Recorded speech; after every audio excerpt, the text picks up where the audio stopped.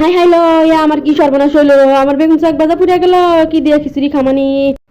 আমি বেগুন শাক ভাজার সময় সবসময় সরিষার তেল ব্যবহার করি। সরিষার তেলটা কড়াইয়ে দিয়ে নিলাম। কড়াই গরম হওয়ার পরে সরিষার তেলটা গরম হলেই কড়াইয়ের চার সাইডে দিয়ে নিতেছি, নাহলে বেগুন পুড়ে যাব।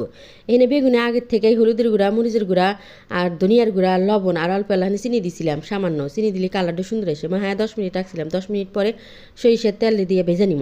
সরিষার তেলে ভেজে নিলে গলে বেশি মজা লাগে সয়াবিন তেলের থেকে।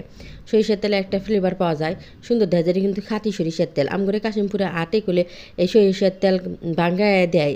খাড়া থেকে ভাঙ্গায় নিয়ে আসা যায়। কইলি আমাকে সরিষার তেল খাড়া থেকে ভাঙ্গা করে দেন, ভাঙ্গায় দেন। পরে যে ডেকে দিয়ে ভেজে নিছি, এক পাশালা পুড়িয়ে গেছিলো, পরের পাশটা দেখেন কি সুন্দর হয়েছে। তো এখন ভাজা হয়ে গেলে তুলে নিমু, তুলে নিয়ে একটা বাটির মধ্যে রেখে দিমু, রেখে দিয়ে আর মধ্যে আবার পেঁয়াজ, এই তেলে পেঁয়াজ ভেজে নিমু। বেগুন চাক ভাজার সাথে আবার পেঁয়াজ না ভাজলি পারে আমার কাছে স্বাদ লাগে না। আর খিচুড়ি থাকলে পারে আমার বেগুন চাক ভাজা না গে, বেগুন চাক ভাজা না হলে আল্লাহ খিচুড়ি স্বাদ লাগে না। বেগুন চাক ভাজা দিয়ে খিচুড়ি খাইতে আমার বেশি স্বাদ লাগে। পরে যে পেঁয়াজ দিয়ে পেঁয়াজটা এলাম মশমশা করে ভেজে নিমু, ভেজে নিয়ে তুলে হালামু। আজকের ভিডিও এই জানলে আল্লাহ হাফেজ।